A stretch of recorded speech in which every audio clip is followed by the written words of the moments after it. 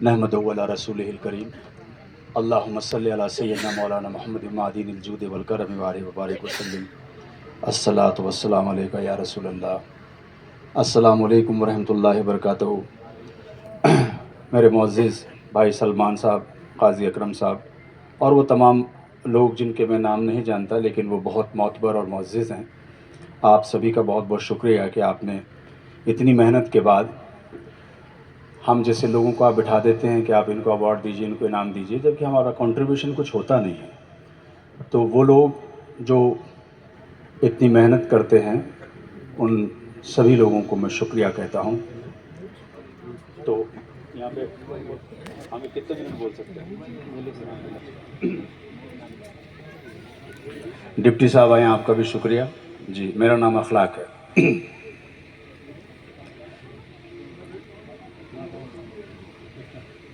मैं दो तरह के भाषण देता हूँ। I can speak in twice style. अगर आपको बहुत सारा बीपी बढ़ाकर तालियां बजाने वाला भाषण चाहिए तो मैं वो दे सकता हूँ, और अगर आपको काम की बात सुननी है तो मैं वो भी बोल सकता हूँ। आप कौन सी बात सुनते हो? काम के अच्छा, बाद। ठीक है। इसका मतलब ये है कि यहाँ समझदार लोग बैठे हैं। अच्छा,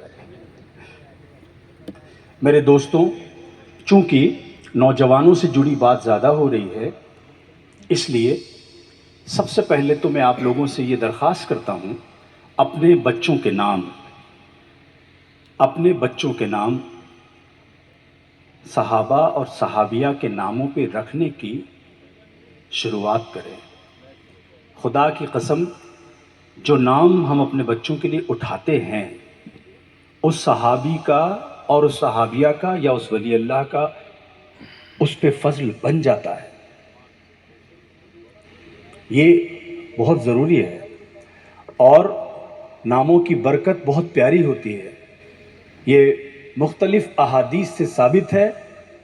हम तो नाअहल और अनपढ़ लोग हैं। हमारे छोटे भाई और मुअज़्ज़िज़ और इतने बड़े आलिम काज़ी अकरम उस्मानी साहब आपके साथ मौजूद हैं। आप इनसे मेरी बात को वेरीफाई करा सकते हैं। तमाम सहाबा तारीख़ इस्लाम के जगमगाते सितारे हैं और मैं तो सब पे ही फ़िदा हूँ, लेकिन चूंकि बात नौजवानों की है, इसलिए नौजवानों में तुम्हें आवाज़ देता हूँ कि तुम मालूम करो कि हज़रत मुसअब बिन उमैर रज़ी अल्लाह ताला अन्हु की ज़िंदगी क्या है। हम ये तो मालूम करें हमारा अजदाद, हमारे बुजुर्ग, हमारी हिस्ट्री है क्या। एक ऐसा नौजवान जो मक्का की गलियों से गुजरता तो एक एक हफ्ते बाद लोग कहते कि इधर से मुसअब गया होगा, तभी तो इतनी खुशबू आ रही है। एक ऐसे खानदान का बच्चा कि जब कुरैश के तमाम लीडरान बैठते वहां पे तो मुसअब को बच्चा होने के बावजूद भी इसलिए बिठाया जाता क्योंकि वो आला खानदान से था। और सरकार नबी करीम सल्लल्लाहु ताला अलैहि वसल्लम ने जब लोगों के बीच अल्लाह और उसके रसूल के पैगाम को आम करने के लिए एक सेंटर बनाया, शिक्षा केंद्र बनाया, उसका नाम रखा Darul Arkham, the centre of learning, सीखने की जगह। दारुल अरकम में हजरत मुसअब बिन उमैर जाने लगे। फिर ऐसा हुआ कि अल्लाह ने एक दिन दिल का दरवाज़ा खोल दिया। फिर आप ईमान ले आए। फिर घर वालों ने घर से निकाल दिया, हत्ता के जो कपड़े पहने हुए थे वो कहा वो भी इस घर की मीरास है, यहीं छोड़ के जाओगे। और फिर आपने 2 जंगों में शिरकत की, फिर आप शहीद हो गए। तो मैं आपको आवाज़ ये देता हूं कि मान लीजिए किसी बच्चे का नाम मुसअब हो, तो फिर उसमें कौन सी खूबी पैदा होगी, ये समझने की बात है। और बाज जिसको इंसान तरक्की समझता है, मुमकिन है कि वो खसारा हो, घाटा हो। बाज ऐसा होता है कि तुम्हें ऐसा लगता हो कि तुम घाटे में, हो सकता है तुम फायदे में। और ये फैसला सिर्फ अल्लाह की तरफ से है, क्योंकि जरूरी नहीं है कि दुनिया की सबसे आखिरी समझ हमारे पास पहुंच गई हो। हाँ, ये बात अलग है कि अल्लाह की तरफ से हिदायत हो तो हम वो भी पा जाएंगे। ये बातें समझने की है। तो ये मैंने आपको आवाज इसलिए दी क्योंकि आप स्टूडेंट हैं, आप स्टूडेंट हैं तो होमवर्क तो लेके जाओगे ना। तो होमवर्क क्या है? होमवर्क यह है कि कम से कम सीरत नबी के अलावा 10 सहाबा की जिंदगी के बारे में आपको बहुत कुछ पता होना चाहिए। मैं अल्लाह की पाक जात की कसम खाता हूं, तुम्हारे दिलों की दुनिया बदल जाएगी।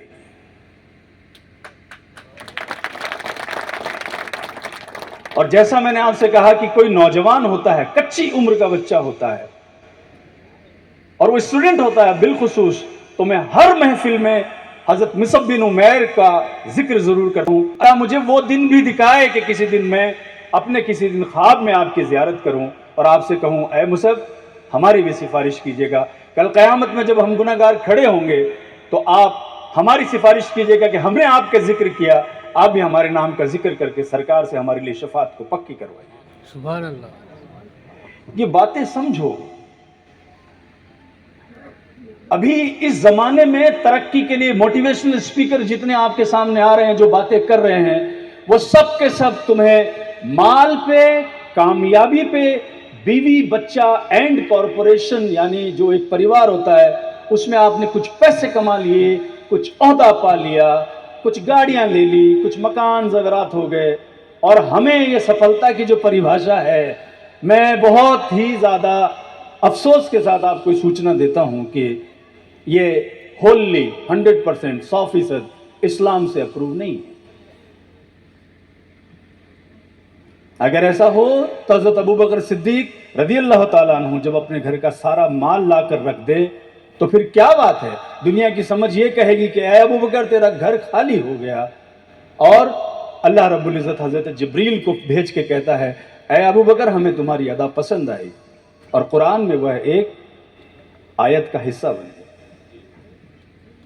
बाज खसारा घाटा घाटा नहीं होता है, इसी तरह बाज आमतौर पर जिसको हम लाभ समझते हैं वो लाभ नहीं होता है।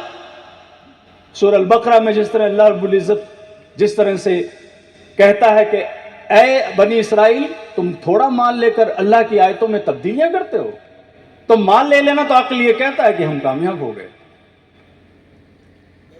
इसलिए जिसको विजडम कहते हैं, हिंदी में विवेक, अंग्रेजी में विजडम, उर्दू में बसीरत,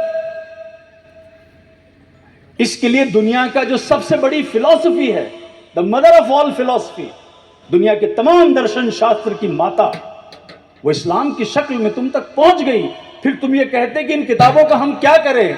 तो अल्लाह ने हमारे ऊपर यह एहसान किया, पहले अपने महबूब को और उसके बाद में आपके चाहने वाले आपके भाइयों और आपकी बहनों और सहाबा और सहाबियों की जिंदगियां हमारे सामने ला के रखी, प्रैक्टिकल करके बताया।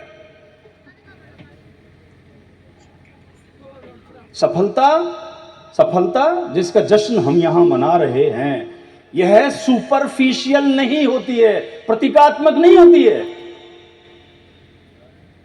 मुझसे बहुत लोग पूछते हैं कि उस्मानी जी सफलता क्या है? मैंने कहा सफलता यह है कि कल क़यामत में क्या सरकार तुम्हारी शफात की सिफारिश करते हैं या नहीं, यह सफलता है।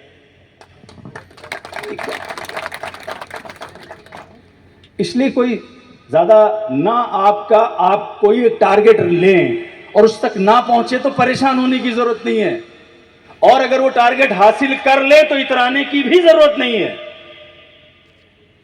इस्लाम का जो बेसिक मैसेज है वो एतदाल है, बैलेंस है। दुनिया की कोई सब्जी अच्छी नहीं लगेगी आपको अगर उसमें नमक नहीं है, और दुनिया की ऐसी कोई सब्जी आपको अच्छी नहीं लगेगी जिसमें नमक तेज है। तो ब्यूटी क्या है? ब्यूटी तो एतदाल है, बैलेंस है। इसलिए जैसा मैंने आपसे कहा कि मायूसी कुफ्र है, हम आमतौर पर यह लाइन सुनते हैं, तो दीन को पकड़े कहां से? इस्लाम कर्मकांड का नाम नहीं है, बसीरत का नाम है, विजडम, विवेक। और उस विवेक के लिए मैं तुमसे, अब कोई बच्चा पूछेगा सर जी ये तो स्टेटमेंट है, बात को प्रैक्टिकल कैसे करें? प्रैक्टिकल मैं आपको बता रहा हूं, कुरान की समझ को बढ़ाएं, सीरत नबवी की समझ को बढ़ाएं, और जिंदगी में कम से कम 10 सहाबी की जिंदगी को ऐसे पढ़ लें जैसे तुम्हें लगे कि मेरे घर का, मेरे परिवार का मामला है। किसी एक सहाबी से अपनी मोहब्बत को इतना बढ़ा लें कि कल क़यामत में कहें, ऐ मुसअब बिन उमैर रज़ी अल्लाह ताला अन्हु, मैं दुनिया में आपका जिक्र करता था, मुझे लेके चलिए, मैं गुनहगार हूं, मुझे सरकार की शफाअत आप नसीब करवाइए, मैं किसी लायक नहीं हूं, लेकिन हां मैं आपका मद्दाह हूं, आपका चाहने वाला। ये तो करना पड़ेगा ना। अच्छा, हम में से कौन है? मैं चाहता हूं कि मैं ऐसे शख्स से मुलाकात करूं जिसकी जेब में इस बात का गारंटी कार्ड हो कि वो इस दुनिया से नहीं जाने वाला। मैं मिलना चाहता हूं ऐसे आदमी से जिसके पास में ऐसी इंश्योरेंस पॉलिसी हो कि भाई जी तुम्हारी बातें हमें नहीं सुननी, मैं तो कहीं नहीं जा रहा, और हमारे लिए सफलता के मायने ओहदा, माल, जमीन और जर और औलादे हैं। मैं आपकी सक्सेस की परिभाषा को वसी करने के लिए आया हूं, एक्सपेंड करने के लिए आया हूं, विस्तृत करने के लिए आया हूं। और विजडम, मैं फिर कह रहा हूं, जिसके लिए लफ्ज इस अरबी में इस्तेमाल होता है हिदायत, और ये सिर्फ अल्लाह की जानिब से है। तो जब खुदा के सामने दुआ करो तो ऐ रब्बुल इज्जत से ये भी मांगो, ऐ रब्बुल इज्जत तू मुझे हिदायत भी दे, मुझे ये शऊर तो दे कामयाबी है क्या। जरूरी तो नहीं कि तुम जिसको मानते हो सफलता है, मुमकिन नहीं है, ये हो सकता है वो गुमराही हो, तुम नहीं जानते।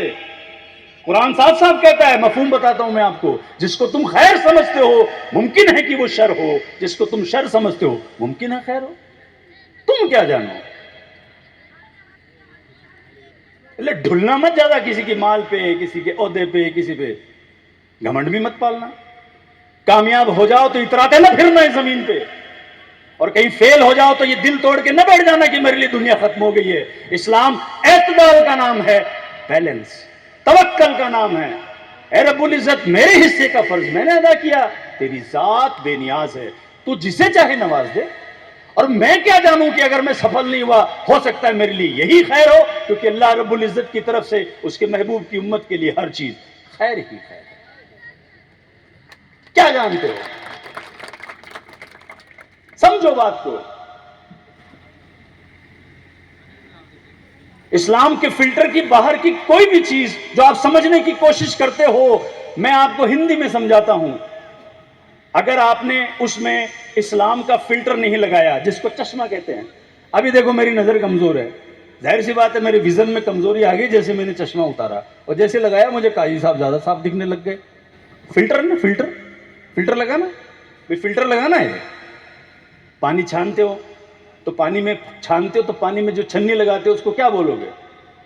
चालनी नकाई कैसी तू, फिल्टर ही कैसी ना। तो ऐसे क्या सोच में फिल्टर नहीं लगता क्या? सिर्फ पानी में और नजर में लगता है क्या? तो ख्याल का, सोच का फिल्टर क्या है? अल्लाह और उसके रसूल का पैगाम है उसका फिल्टर। अप्रूवल लेना पड़ता है कि ये जो बात, ये जो कदम, ये जो इकदामात, ये जो कोशिशें, ये जो मैं कुछ भी कर रहा हूं, ये इस्लामी शरिया से, मेरे दीन से अप्रूव्ड है क्या? इफ इट्स नॉट अप्रूव्ड, ये गुमराही है। अब यही कहानी समझ में? अरे आ रही कि नहीं आ रही है? आ रही। ये अवार्ड लेना और हम लोगों की तरफ से आपको देना बहुत छोटी बात है।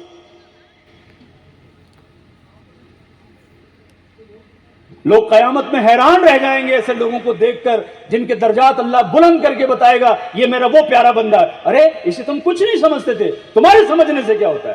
कौन हो तुम?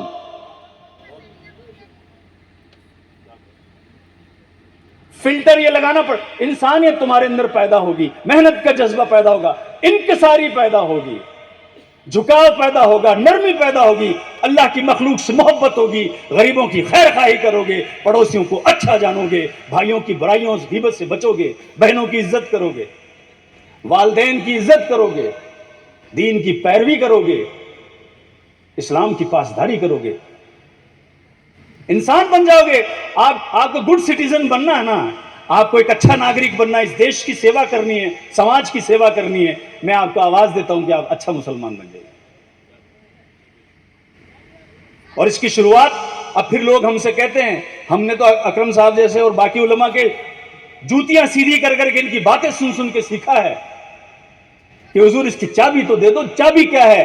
वो चाबी जो मुझे मिली वो ये है कि ज़ाते नबी सल्लल्लाहु अलैहि वसल्लम से मोहब्बत पैदा करो, तुम्हारे लिए तुम्हारे दिल के सभी दरवाजे खोल दिए जाएंगे। सुभान अल्लाह, सुभान अल्लाह। अब कुछ काम की बातें, ये सारी वो फलसफी बातें हैं जो फलसफा होने के बावजूद भी काम की बातें हैं। इस्लाम देखो तो कितना बुलंद फलसफा है कि वो फलसफा होने के बावजूद काम की बात है, यानी दर्शन होने के साथ साथ काम की बात है। दुनिया में शायद इस तरह का रुतबा किसी और विचारधारा को नहीं है कि वो है दर्शन पर काम की बात है। दर्शन तो दर्शन है, तो काम की बात क्या है? मेरे सामने 3 तरह के लोग बैठे हैं। एक को मैं कहूंगा स्टूडेंट वर्ग, एक को मैं कहूंगा पेरेंटल क्लास, अभिभावक वर्ग हिंदी में, और तीसरी तरह के वो लोग जो हमारे भाई सलमान साहब की तरह और उनकी टीम की तरह से वो लोग हैं जो अपने दिलों में मुआशरे की फिक्र रखते हैं, सोशल एक्टिविस्ट, सामाजिक कार्यकर्ता। पेरेंट अपने बच्चों को उनकी तरक्की के मुताबिक सुविधा प्रदान करेगा, आसाइश नहीं, सुविधा। सुविधा में और शौकत में अंतर है। अभी आप मेरे से पूछो कि साहब इसका एग्जाम्पल बताओ, पूछो पूछो पूछो पूछो ना यार, बिना पूछे बता रहा हूं। बताओ बताओ बताओ बताओ, है ना, पूछे। हाँ। मोबाइल शौकत है, कंप्यूटर जरूरत है।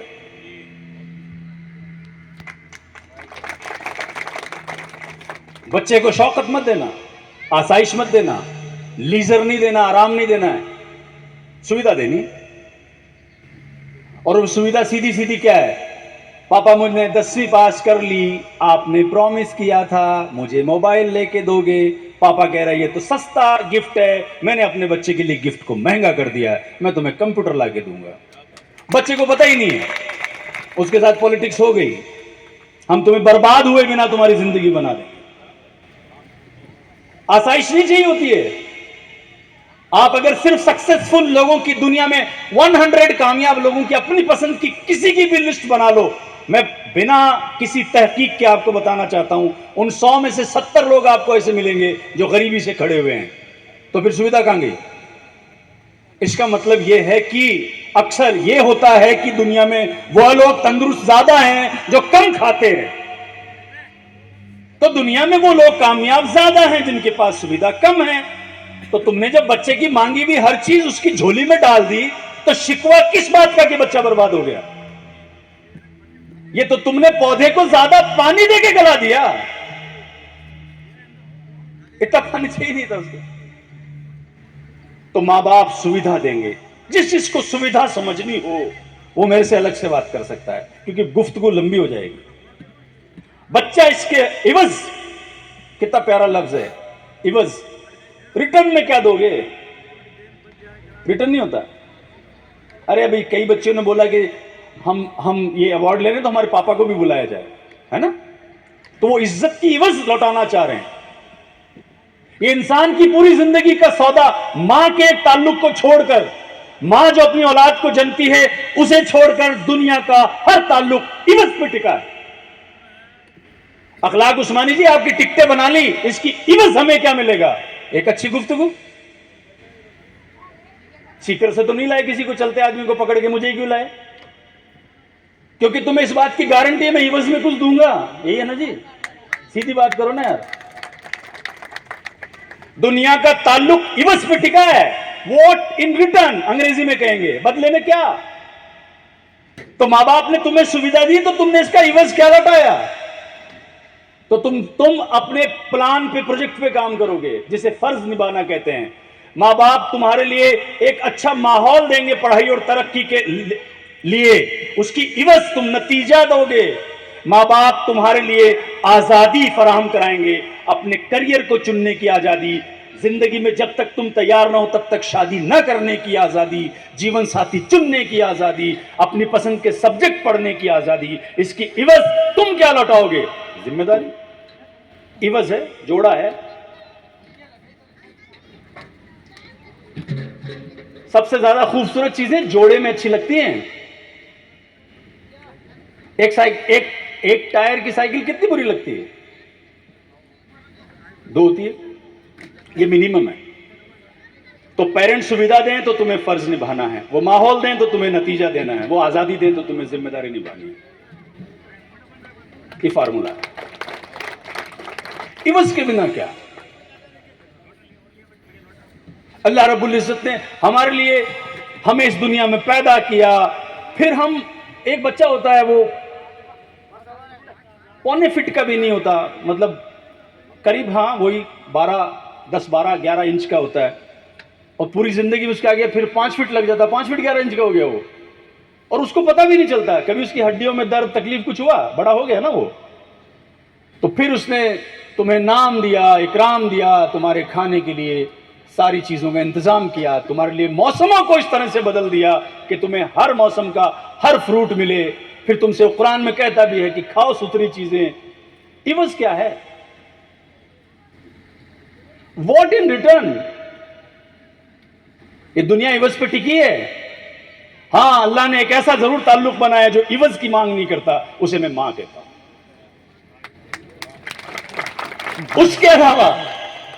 उसके अलावा तो वो इवज अपना अपना हर आदमी पता करे। वालिदैन से भी कहना चाहता हूं कि तुम्हें अपने बच्चों से उनका फर्ज निभाते हुए, उनको पढ़ते हुए देखना चाहते हो, उन्हें नतीजा हासिल बरामद करते हुए यानी कामयाब होते हुए देखना चाहते हो, उनकी जिम्मेदारी तय करना चाहते हो, तो उसकी इवज में तुम भी तो सुविधा, माहौल और आजादी दोगे कि नहीं दोगे? इसको उल्टा कर लो, तुम्हारे हिस्से का ये बात है, उसके हिस्से की ये बात है। और जो सोशल एक्टिविस्ट हैं, जो इस तरह की ऑर्गेनाइजेशन है, वो क्या करेंगे?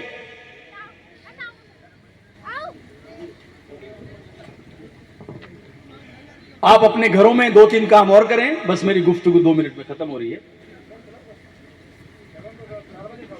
हाँ जी। इनको भी लग रहा है भाई इसने बहुत खर्चा करा दिया, इसका इवज ज्यादा वसूलना है। सही है, सही है। ये टिकटें बनवाता है कहीं भी जाने से पहले, ये बात सही है। हाँ, कोई मुझे बुलाता है, मैं कहता हूँ भाई टिकट भेज दे। कौन पता करे ट्रेन कहाँ जा रही है, कहाँ आ रही है, पैसे पहले टिकट भेज, फिर आते हैं। तो इनको लग रहा है टिकटें बनवा ली भाई इसका, ये इवज पे बहुत भाषण दे रहा है, इस इवज वसूलवाओ पहले। सही है। आप अपने घरों में क्या काम करेंगे अगर अपने बच्चों से, वो जो बच्चों से तुम हासिल करना चाहते हो? ये वालिदैन से मैं बात कहना चाहता हूं। वालिदैन से क्यों? क्योंकि you are the custodian of your house. आप अपने घर के संरक्षक हैं। वो क्या बात है? नंबर 1, अपना सोशल कैलेंडर ठीक करें। सोशल कैलेंडर क्या है? आपकी सगाइयां, शादियां और छूटे हुए अकीके। भाई वैसे तो 7 दिन में हो जाने चाहिए, अब छूट गया, छूटे हुए अकीके। ये उसी वक्त होते हैं जब हमारे बच्चों के इम्तिहान होते हैं। ये क्या बदतमीजी है? इसको बोलते हैं सोशल कैलेंडरिंग। आपका सामाजिक कैलेंडर हमारा कितना खराब है, बिलखुसूस मुसलमानों का। हमें सूट करता है वो फला सऊदी अरब से आ जाएगा और दुबई से उसके 2 भाई आ जाएंगे, इधर से जो है उसका जो है वो माफ करें, मतलब किसी की इद्दत खत्म हो रही है, जो कर करा के अपना भाई मामला सेट हो रहा है। 11 मार्च को अपन सामूहिक विवाह सम्मेलन रख लेंगे, ठीक 9, ठीक है, 12 मार्च को 10वीं का पहला पेपर। इसे बदतमीजी कहोगे कि नहीं कहोगे? बिल्कुल राइट है। तो जिस बच्चे के ऊपर तुमने फर्ज की, नतीजे की और जिम्मेदारी आयद की है, तुम्हारी इस पूरे प्रोग्रामिंग में वो स्टेक होल्डर है यानी हिस्सेदार है, उसकी राय कहां है? और राय लेना सुन्नत है।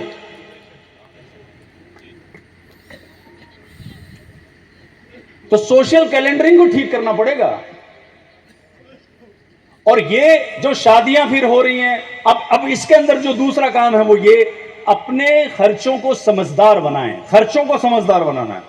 और ये माशाल्लाह इसकी शुरुआत आप लोगों ने भी कर दी होगी।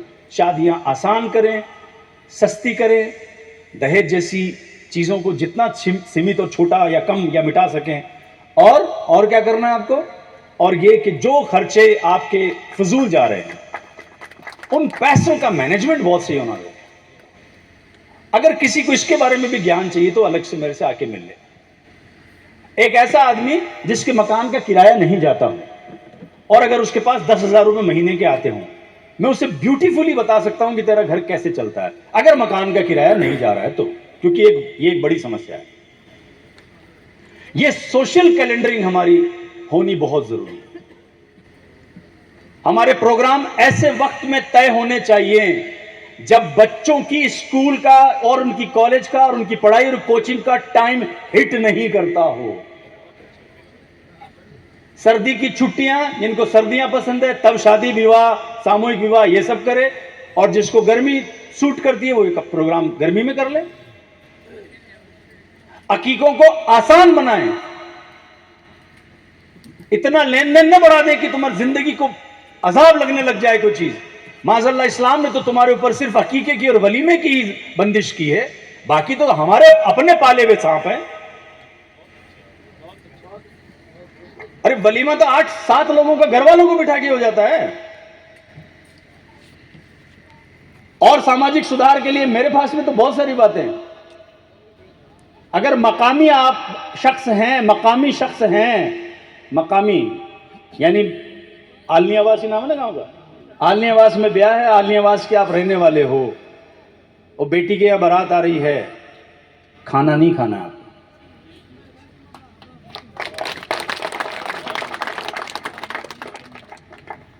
भाई जो चूल्हा जल रहा है दिन में 3 बार, उसको 1 बार बंद करने से क्या हो जाएगा। आप बोलो निकाह में शरीक होना सुन्नत है, सवाब का काम है, हम निकाह में शरीक हुए, खाना अपने घर का करके देखो, सेहत भी ठीक रहेगी, हमारी तरह नहीं हो जाओगे ढोल खा खा के। और भी बहुत सारे काम आप कर सकते हो। और घर में, ये मैं आपको इसलिए बता रहा हूं, देखिए मैं पैरवी बच्चों की कर रहा हूं, अगर आप गौर कर रहे हो तो घरों में की जाने वाली बातचीत जो गुफ्तगू है, हम वो पुराने बरगद हैं जिनका अंदाज़े गुफ्तगू बदल सकता नहीं बदल सकता, मुश्किल है। मिर्जा गालिब के शेर का मिसरा नहीं, तुम ही कहो कि अंदाज़े गुफ्तगू क्या है। हर एक बात पे कहते हो तुम कि तू क्या है, तुम ही कहो कि अंदाज़े गुफ्तगू क्या है।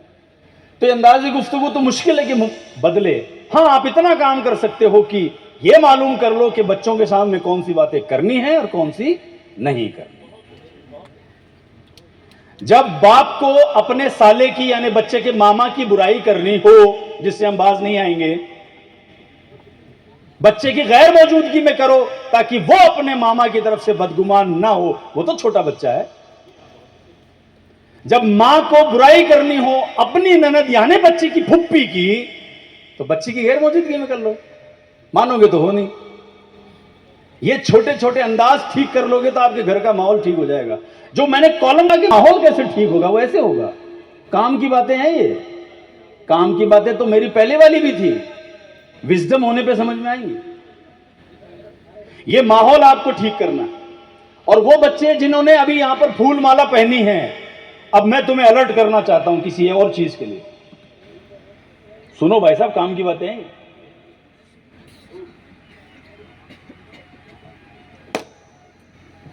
अंग्रेजी में एक लफ्ज है पैम्परिंग।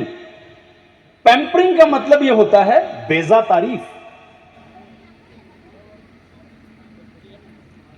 तो ऐसा तो नहीं है कि हमने आपको अवार्ड और ये सब दिया और आप उड़ने लगे। पॉसिबल है ना? मुमकिन नहीं, साइकोलॉजिकली बताओ, वो मुमकिन नहीं है? मुमकिन है? हाँ जी, मुमकिन नहीं है? मुमकिन है। पैम्परिंग का मैं आपको एक एग्जाम्पल देता हूं। वो एग्जाम्पल ये है कि कोई बच्चा जब 60-70%, 80% नंबर ले आता है तो प्राइवेट स्कूल वाला उसके फ्लैक्स बना के उसके घर के आसपास 3-4 लगा देता है।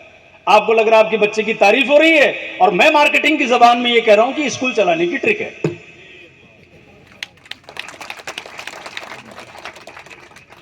ये गेम है। तो कौन से बच्चों को आप नवाजोगे?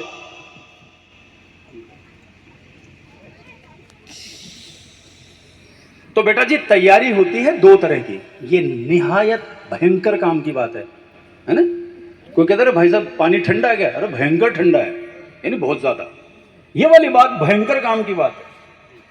बच्चों की जिंदगी बनाने की जो तैयारी होती है, बच्चों सुन रहे हो ना, तैयारी में सिर्फ दो चीजों की मानता हूं।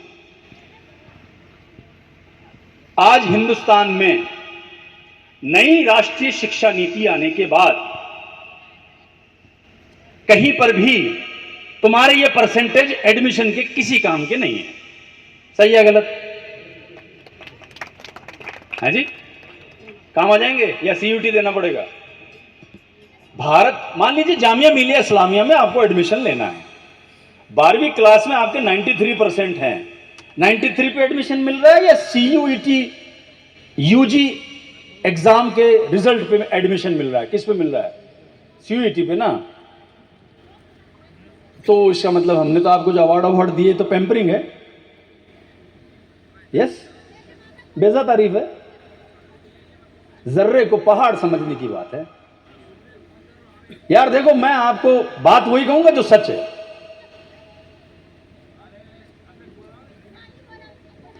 अबू तालिब सरकार के पास में आए और ये कहा, ऐ मेरे भतीजे सल्लल्लाहु अलैहि वसल्लम, ये कुरैश के लोग इतने परेशान हैं, तुम वो बात क्यों नहीं कह देते जो सुनना चाहते हैं? हदीस का मफहूम बता रहा हूं। कहा, ऐ चचा, ये दुनिया वाले मेरे एक हाथ में चांद और दूसरे में सूरज ला के रख दे, तब भी वही कहूंगा जो सच है। तो कोई बात को छुपाना और उसके हक बयान न करना सुन्नत के खिलाफ है। तो पैम्परिंग से बाज आना। तुम भी प्रोग्राम करो तो किसी बच्चे को इतना ऊपर न चढ़ा देना कि नीचे उतारने की सीढ़ी नहीं हो। तो तैयारी होती है जी दो तरह की, ये सुन लो काम की बात। पहला, आपको कहीं हायर एजुकेशन में एडमिशन चाहिए, इसकी तैयारी, और दूसरा तुम्हें नौकरी दिलाने की तैयारी। इन दोनों में से ये जो अवार्ड हमने दिए इसमें से किसका है, सिवाय उन बच्चों की जिनकी नौकरी लग गई? अब आप कहोगे कि आपने तो हमारा प्रोग्राम धूल में मिला दिया। नहीं नहीं यार, ठीक, मैं तो दिशा देना चाहता हूं। भाई मान लीजिए आप मेड़ता से निकले अजमेर की तरफ, ठीक, मुंह तुम्हारा नागौर की तरफ, अजमेर कब तक आ जाएगा मैं जानना चाहता हूं। नहीं आएगा, हो सकता बॉर्डर पहुंच जाओ, और वापस उल्टा भी आना पड़ेगा, तो तिगुनी मेहनत है। पहला तुम गए, दूसरा तुम लौटे, वापस मेड़ता है, अभी भी तो जीरो पे ही हो। तो समत खराब होने पर, दिशा खराब होने पर किया गया प्रयास समय का नाश है। क्या मतलब? क्या इससे बढ़िया तो फिल्म देखते, आराम करते, मतलब हैं, खाना खाते, सो जाते, नींद ले लेते, इबादत करते। मैंने से ज्यादा ये ठीक था आराम करना। जीरो पे तो खड़े थे, झुट्टे निकल गए उधर नागौर की तरफ। अजमेर आएगा, अजमेर आएगा, कभी नहीं आएगा, जीवन भर नहीं आएगा। ये पृथ्वी का पूरा गोल चक्कर लगा लोगे तब भी नहीं आएगा। तो मेहनत की समत, दिशा सही होना जरूरी है। तो आपके बच्चे की जो तैयारी होती है उसमें दो तरह की लगती है। पहला, उसको एडमिशन हायर एजुकेशन में दिलाने की तैयारी क्या है? 12th क्लास के 94% अब उसके काम नहीं आएंगे, नई राष्ट्रीय शिक्षा नीति ये कहती है। दूसरा, उसका कहीं सिलेक्शन हो, यानी नौकरी देने वाले एग्जाम की तैयारी क्या है? इसमें इस संस्था, ये कांठ वाले मुस्लिम लोहार मेड़ता पट्टी के मुसलमानों के संगठन, फिर इसमें तुम्हारे लिए काम की बात क्या है? अल्लाह का एहसान है, मैं ऐसी कोई बात कहने से गुरेज करता हूं जिस बात का मैं हल ना बता सकूं। क्या मतलब ऐसे ताले फेंकने से जिसकी चाबी ही नहीं है? तो काम की बात क्या है ये सुनो। अभी सुन रहे हो जी? अभी है? हाँ। साल में 2 कैंप लगाओगे आप, ये जलसा टाइप के नहीं, उसको बोलते हैं गोल मेज सम्मेलन, राउंड टेबल कॉन्फ्रेंस, जिसमें हमारा जैसा आदमी आके सिर्फ डायलॉग बाजी करके ना भाग जाए, तुम्हारी भी तो बात सुने।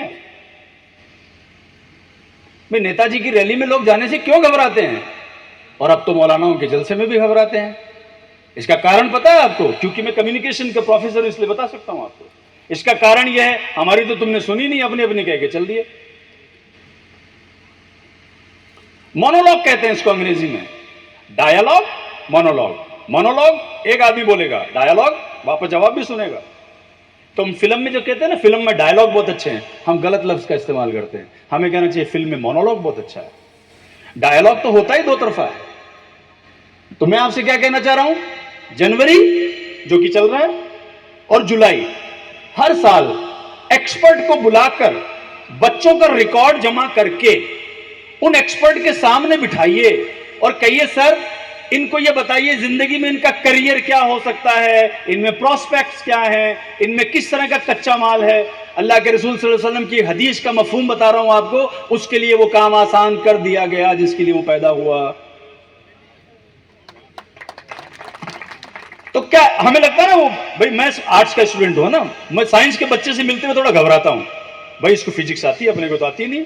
अरे उसके लिए आसान है, वो हमारे लिए कम्युनिकेशन आसान है, सरकार की हदीस का मफहूम समझ में आता है। अरे इसके लिए आसान कर दिया गया, मेरे लिए ये। मैं तो आज तक, मैं अपनी बीवी का स्टूडेंट हूं, अपनी बीवी का स्टूडेंट हूं मैं। वो खाना बनाती है, मैं उसे बड़े गौर से देखता हूं, फिर मैं वो ट्राई करता हूं कि यार ऐसा बना दूं, कभी नहीं बनता। शी इज एक्सपर्ट, सीनियर है वो, मेरी टीचर है, उसके लिए वो आसान कर दिया गया, मेरे लिए नहीं। बात को समझो। तो साल में आप 2 कैंप लगाओगे, क्या लगाओगे जी? इतना खर्चा भी नहीं करना, इतने मेहमान भी नहीं बुलाने, माला का इतना ऑर्डर भी नहीं देना, ये सब अवार्ड वाली ये शील्डें भी नहीं छापनी आपको। काम की बात करो यार। देखो ये फोटो अपॉर्चुनिटी बोलते हैं इसको, इसमें तस्वीरें बड़ी अच्छी आती हैं, बढ़िया टेंट लग रहे हैं, गुब्बारे लटक रहे हैं, अवार्ड है, सब बढ़िया। पैसा लग गया तुम्हारा, बच्चों को क्या मिला? एक घर में अलमारी में रखने के लिए एक तहरीर और एक लकड़ी का ये खांचा और एक मेडल और व्हाट्सएप पे घुमाने के लिए चंद तस्वीरें, वो खर्चा 5 लाख 4 लाख रुपया। नहीं बताओ ना भाई, मैं विजडम से बाहर की बात कर रहा हूं तो बोलो आपको, भाई जायज बात है ना। तो बच्चों को रिटर्न दिलाना चाह रहा हूं मैं आपको, मैं चाह रहा हूं आपका आरओ, इसको बिजनेस की जबान में बोलते हैं आरओआई, रिटर्न ऑफ इन्वेस्टमेंट क्या है। मैंने निवेश कर दिया, मुझे वापस क्या मिला? इवज। तो इवज क्या है? इवज ये है, आप साल में 2 कैंप लगाएंगे। वो 2 कैंप किस तरह के होंगे? आप कहीं से भी 2 एक्सपर्ट कहीं के भी बुलाइए। वो एक्सपर्ट कौन होंगे? पहला एक्सपर्ट वो होगा जो बच्चों को विषय चुनने में मदद करेगा। उसमें कौन से बच्चों को उनके सामने बिठाओगे आप? ये जनवरी में करोगे आप, लिख लो, भूल जाओगे भाई साहब, काम की बातें हैं। 9th और 10th के बच्चों को बिठाओगे वहां पे जनवरी में। क्यों? उन्हें आप सब्जेक्ट लेना है जुलाई में। हमारा बच्चा सब्जेक्ट कैसे चयन करता है? माड़ साहब ने कह दिया तो ठीक ही होगा। किसी बच्चे की जिंदगी के सवाल को आप इतना हल्का समझते हो, वो भी अपनी पेट की औलाद का। तुम्हें क्या पता, हो सकता है घुड़सवार बनता, पढ़ाई उसके लिए है ही नहीं। ये तय कैसे किया तुमने? इसके लिए मैं राजस्थानी मारवाड़ी के अंदर एक बात कहता हूं, रेत को शीरो कौन बने, मिट्टी का हलवा बना के दिखाओ जरा। अरे रॉ तो पता करोगे ना। दुनिया में तुमने किसको लोहे के जेवर पहन के घूमते हुए देखा है? देखा किसी को? और दुनिया में किसी को सोने के फावड़े से जमीन खोदते हुए देखा क्या? तो यार ये इतनी बुद्धि वहां है तुम्हें कि जेवर क्या पहनना है, लोहा कहां लगेगा, लकड़ी कहां लगेगी, हलवा किस चीज का बनेगा। अपनी पेट की जनी हुई औलाद को दुनिया के मैदान में ऐसे ही छोड़ दिया, ऐसे ही मिट्टी से कहीं गुजरी होगी औलाद, पेट की औलाद। यार मेरा बेटा मुझसे कहता था, अब्बू मैं तुम्हारे पेट से आया, मम्मी के पेट से नहीं आया। मैं ज्यादा प्यार करता हूं ना उसको, उसकी मां से। मेरे जैसे आदमी ने भी पैसे देकर काउंसलर लगा के सब्जेक्ट पता करवाए हैं। तो काउंसलर ने पूरा एग्जाम लिया और उससे 300 सवाल पूछे, 2-3 सेशन हुए उसके, दोनों बच्चों के। फिर उन्होंने बताया सर ये आपका बच्चा जो है इस मटेरियल का है। तो बोले सर आप तो खुद प्रोफेसर, आपने ऐसा क्यों किया? मुझे साइंस नहीं आती ना, क्या पता इनमें कोई साइंटिफिक मटेरियल होता तो उसकी क्रॉस क्वेश्चनिंग के लिए, उससे सवाल जवाब के लिए मेरा तो मताला ही नहीं है। तो गैर मुफ्ती से फतवा ले लोगे क्या?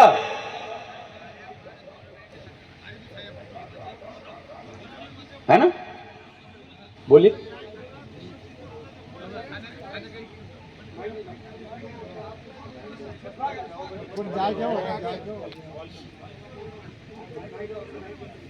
वो जुलाई वाली भी बात पूरी कर दूंगा, फिर जुलाई में क्या करोगे ना, फिर आपका सवाल ले लेता हूं।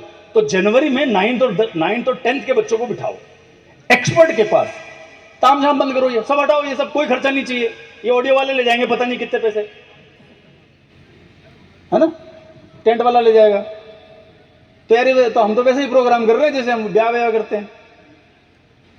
मैं शादियों में जाता हूँ और शादी में देखकर तो खूब ठीक है, अल्लाह ने नजर दी है जैसी भी दी, तो सब कुछ देख दाखने के बाद में मुझे यार 10 लाख रुपए लग गए, आरओआई रिटर्न ऑफ इन्वेस्टमेंट क्या है? जीरो। इवज क्या है? बाप कर्जा लेके आया, लोगों ने मुंह खाना खाया, बोला नमक कम था और गुलाब जामुन में चीनी ज्यादा थी, हाथ पहुंचे से पजामे के घर चले गए। वो कर्जे चुकाएगा? बेहिस है ना, बेहिस दिलों को। अल्लाह रब्बुल इज्जत सूरह बकरा में हमें सीधे सीधे वार्न करना है, अपने दिलों को सख्त न कर लेना जैसे बनी इस्राइल ने किया कि पत्थर भी टूटता है तो उसमें से नदी बहती है। तो बनी इस्राइल के दिलों की सख्ती के ऊपर अल्लाह रब्बुल इज्जत नाराज होकर बयान करता है, सूरह अल बकरा में पढ़ो आप। हम अपने बच्चों, अपने घरों, अपने रिश्तेदारों के लिए इतने सख्त कैसे हो सकते हैं? वो भी तब जब वो अपनी चमड़ियां, अपनी जमीनें, अपना वकार, अपनी इज्जतें, अपने माल को गिरवी रख के कहीं से लाया है और खाना लूण का मोह लूण। व्हाट इज दिस यार? थोड़ा हमें सेंसिबल बनना पड़ेगा। 9th और 10th के बच्चों का कैंप लगाओ आप, तामझाम हटाओ, सब कुर्सी भी मांग के लाओ। चाय की जिम्मेदारी किसी को, तो तेरे घर से चाय आएगी, ठीक है, इस आदमी का ये आने जाने की टिकटें तू बनाएगा, ये भी बांटो। सब चीजों को आसान रखो। जुलाई में दूसरा प्रोग्राम करो, जनवरी का बताया, 9वीं 10वीं, जुलाई में वो बच्चे जो कहीं पर एडमिशन के लिए तैयारी कर रहे हैं, इसमें कौन बैठेंगे? 11वीं 12वीं के बच्चे। नीट कैसे देते हैं, यानी वो बच्चे जो सब्जेक्ट ले चुके हैं। अगर आप मेरे से पूछोगे ना सप्लाई क्या है, मुआशरे के टैलेंट की सप्लाई लाइन क्या है, उस्मानी जी तुम काम की बातें कहने के लिए जाने जाते हो, हमारे काम की बात यह है कि हमें बताओ हमारे मुआशरे के हालात बदलने का टैलेंट सप्लाई, रॉ मटेरियल। गोभी की सब्जी में सबसे महत्वपूर्ण गोभी है, बाकी सब साइड है, मसाला, लूण, नमक डालो मत डालो, हल्दी डालो मत डालो। गोभी, तो गोभी की सब्जी का नाम गोभी की वजह से है ना, और भी 70 मसाले पड़े होंगे। तो मुआशरे को बदलने वाला जो रॉ मटेरियल है, कच्चा माल है, वो बच्चा है। कौन सा बच्चा? जो 9th 10th 11th 12th में है। 9वीं 10वीं के बच्चों की कहानी बता दी। 11वीं 12वीं के बच्चों का कैंप लगेगा जुलाई में। वो किस लिए? वो फिर एक्सपर्ट बुलाओ, पैसा दो ना उनको। अरे यार, ये टेंट से पैसे बच गए, उसको दे दो। टेंट हाउस वाले को क्यों दे रहे हो? आपको लगता है कि कोई कोचिंग सेंटर चलाने वाला एक्सपर्ट आदमी जोधपुर से लाएंगे और वो साहब 21,000 रुपए मांग रहा है, दे दो ना, कुर्सी उर्सी मत लगाओ ना, उसको दे दो। वो 11वीं 12वीं का बच्चा, उसको क्या बताना है आपको? उसको ये बताना है कि बेटा जी, सबको, जो बच्चा है उसको 5-5 रुपए की पेन, 5 रुपए का नोटबुक दो। देख बेटा, तू तो सब्जेक्ट ले चुका। 11वीं 12वीं के बच्चे का मतलब क्या? सब्जेक्ट ले चुके ना हम, अरे ले लिया ना, तो तेरे बेटा जी, तेरे एडमिशन प्लस सिलेक्शन के ये एग्जाम लगते हैं। यह है हिंदुस्तान के 100 बड़े इम्तिहान, इसमें से तेरे पसंद के इम्तिहान का आज ही निशानदेही करके तुझे हम टारगेट देके जाएंगे कि तू नीट। कितने, माफ करना मेरी गुफ्तगू थोड़ी लंबी हो रही है, हमारे कितने सारे बच्चे ऐसे होते हैं जो, उनको किसी ने ऐसे ही कह दिया, वो डॉक्टरी की तैयारी कर रहे हैं, 5 साल से जोधपुर में है और घर का 10-1 लाख रुपए खराब कर चुके हैं। माफ करना, डॉक्टर बन ही नहीं रहे। पूछो क्यों? उसके लिए वो काम आसान नहीं किया गया था। तो ये तुमने पता कब किया?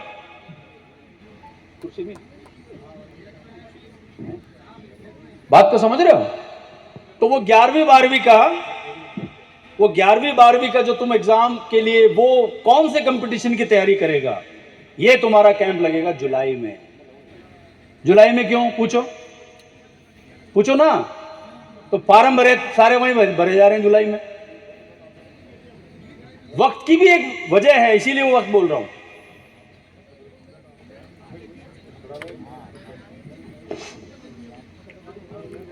तो ये इतना काम अगर आप कर लेते हो, मेरे पास में बहुत कुछ है बोलने के लिए।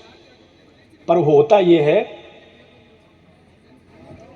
कि अगर कोई इंसान 10 टाइम का भूखा हो तो एक बार में उसे मुतंजन नहीं खिला दिया जाता, वो तो धीमे धीमे उसमें जोश आएगा। बोल लीजिए आप, सवाल बोलो बोलो।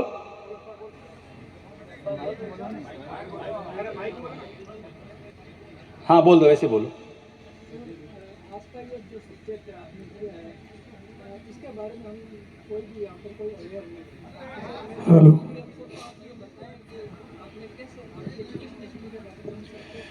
मेरी एजुकेशन हिस्ट्री ये है कि मैं बेहद बेहद मतलब very low income group family से हूँ। मेरी पैदाइश डीडवाना की है, मेरी पढ़ाई जो है कुचामन सिटी की है। वो जो कहते, हाँ जो सवाल आपने पूछा है उसी में मैं आपको जवाब लौटा के देता हूँ कि जो मैंने माँ बाप के हिस्से में, पेरेंट के हिस्से में जो आपको जिम्मेदारियाँ बताई कि अपने सोशल कैलेंडर ठीक कीजिए, अपने खर्चों को समझदार बनाइए, अपने घरों में बच्चों को सुविधा दीजिए, शौकत नहीं। फिर मैंने आपको कहा कि घर का माहौल ठीक कीजिए, किसी की बुराई करनी हो तो कम से कम बच्चे को हटा के करो, है ना, और उनको आज़ादी दो। इसके अलावा एक काम माँ बाप को और करना होता है, वो ये, अपनी औलाद को दुआ दो।